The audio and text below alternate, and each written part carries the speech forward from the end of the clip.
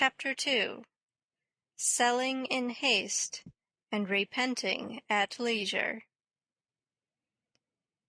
Anne drove over to Carmody on a shopping expedition the next afternoon and took Diana Barry with her. Diana was, of course, a pledged member of the Improvement Society, and the two girls talked about little else all the way to Carmody and back. "The first thing we ought to do when we get started is to have that hall painted," said Diana as they drove past the Avonlea Hall, a rather shabby building set down in a wooded hollow, with spruce trees hooding it about on all sides. "It's a disgraceful-looking place, and we must attend to it even before we try to get Mr. Levi Boulter to pull his house down. Father says we'll never succeed in doing that. Levi Boulter is too mean to spend the time it would take."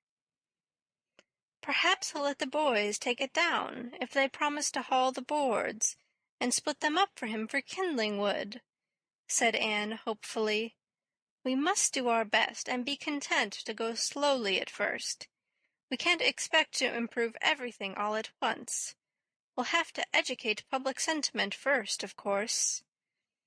Diana wasn't exactly sure what educating public sentiment meant, but it sounded fine, and she felt rather proud that she was going to belong to a society with such an aim in view. "I thought of something last night that we could do, Anne. You know that three-cornered piece of ground where the roads from Carmody and Newbridge and White Sands meet? It's all grown over with young spruce, but wouldn't it be nice to have them all cleared out and just leave the 2 or 3 birch trees that are on it?" "Splendid," agreed Anne gaily, "and have a rustic seat put under the birches, and when spring comes we'll have a flower-bed made in the middle of it and plant geraniums."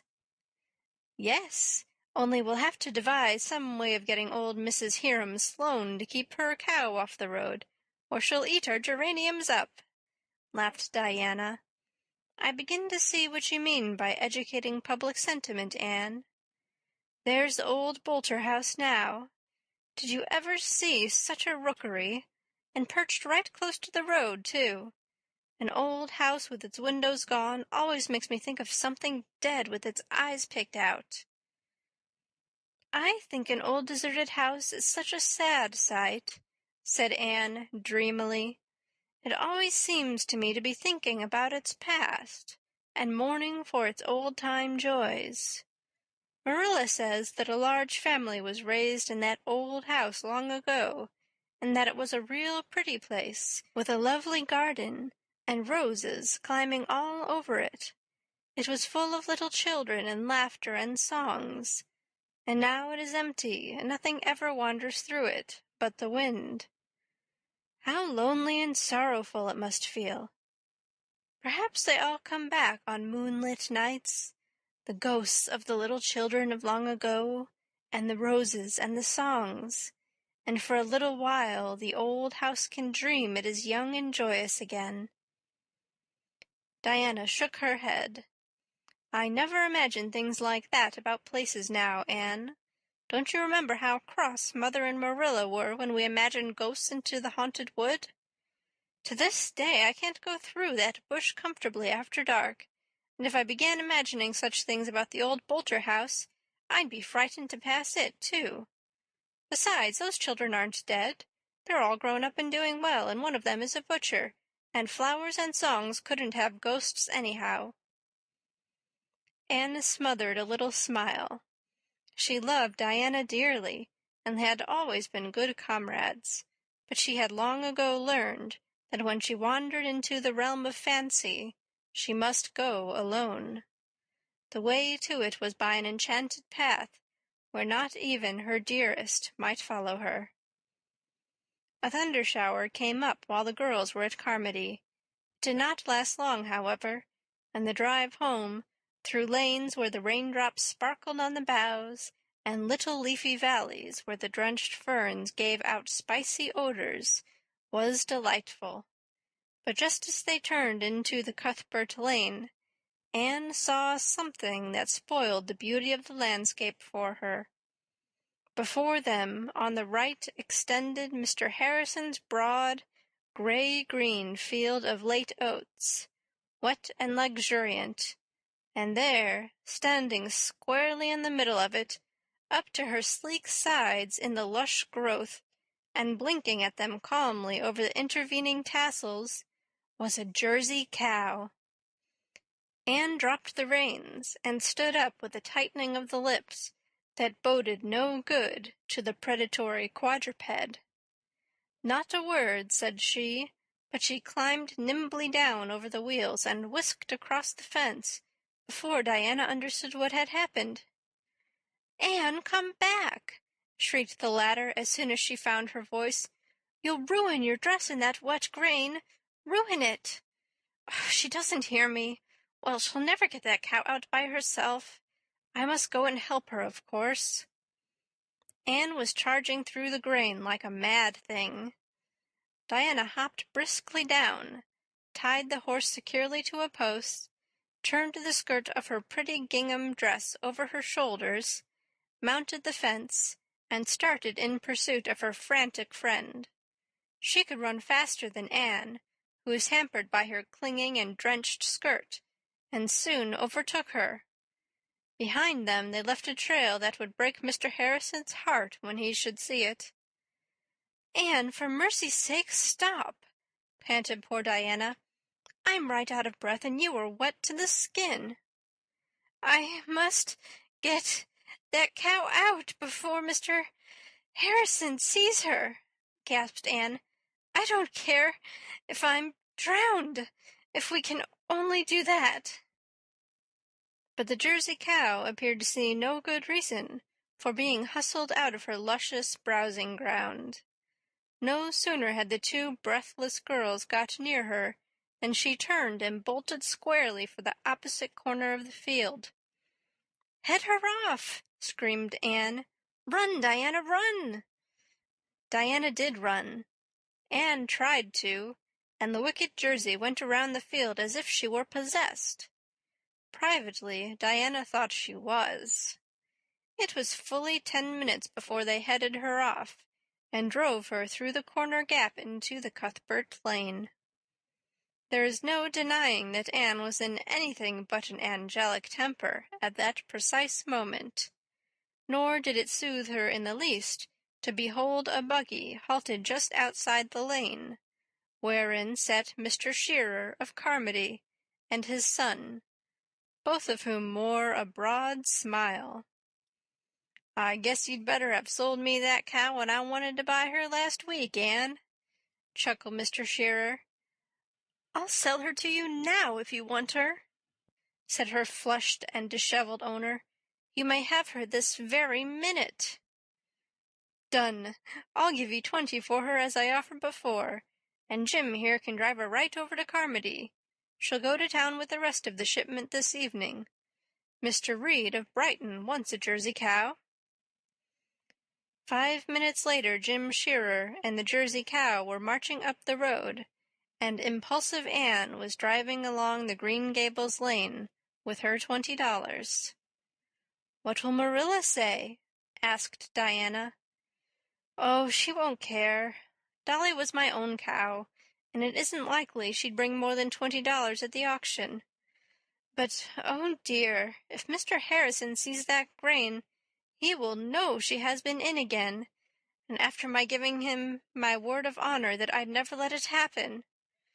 Well, it has taught me a lesson, not to give my word of honor about cows. A cow that could jump over or break through our milk-pen fence couldn't be trusted anywhere."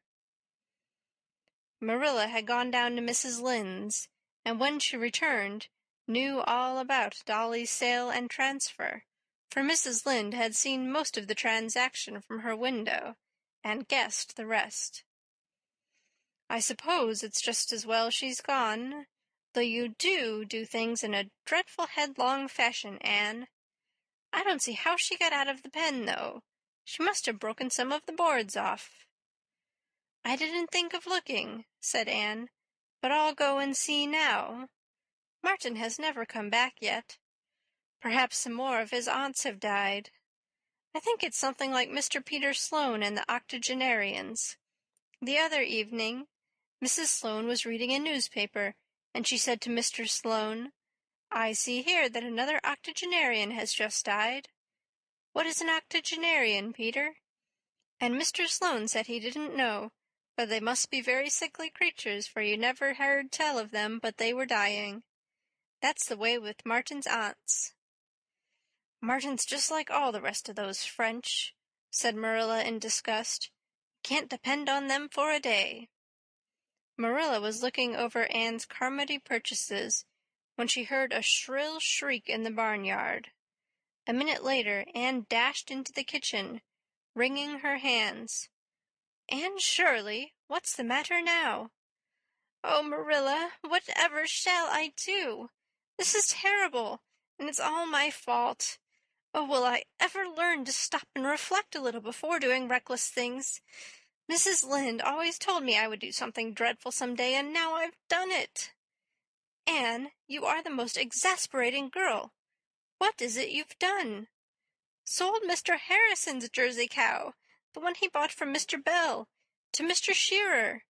Dolly is out in the milking pen this very minute."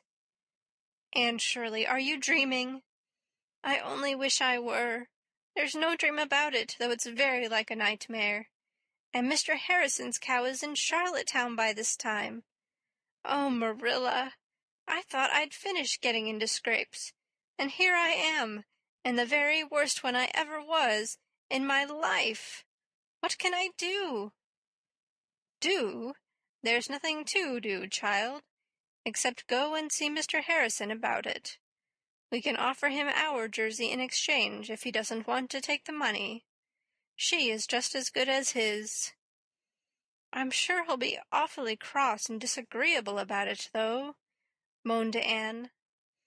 "I dare say he will. He seemed to be an irritable sort of a man. I'll go and explain to him if you like." "No, indeed, I'm not as mean as that," exclaimed Anne.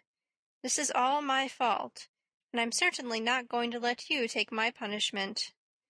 I'll go myself, and I'll go at once. The sooner it's over the better, for it will be terribly humiliating." Poor Anne got her hat and her $20, and was passing out when she happened to glance through the open pantry door.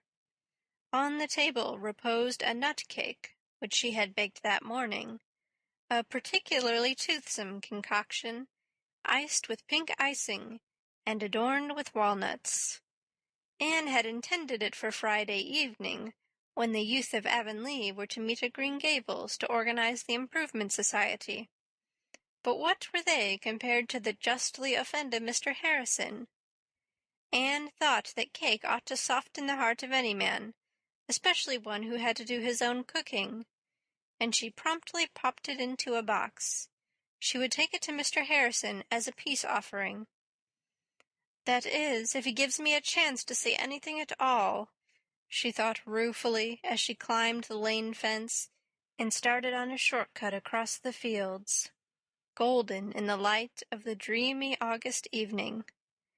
"I know now just how people feel who are being led to execution."